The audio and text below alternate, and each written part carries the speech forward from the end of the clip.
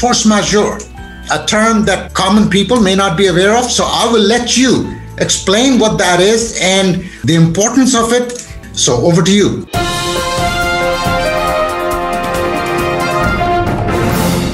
Thank you, Akbar. Force majeure, basically a clause which, if established, will relieve the parties for performing their contracts. So now, a valid claim under a force majeure clause due to, for example, COVID-19 would relieve the party who is defaulting on any obligation under the contract from being liable for that default.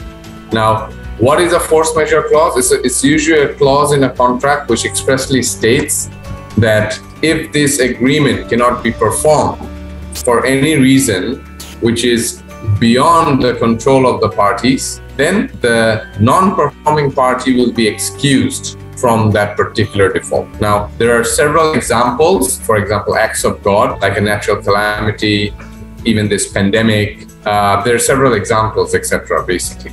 So these examples of force majeures, basically in simple terms, if I capture it in a nutshell for the viewers, it's a successful invocation of a force majeure clause generally relieves the parties from the respective contractual obligation or liability. Right. So if I understand you correctly, Samir, what you're saying is something that is truly beyond your control, beyond the party's control. Now, it can be an act of God, like a natural disaster, a hurricane, floods, storm, what have you, or it can be man-made, like wars, riots, lockouts, but it is definitely beyond your control.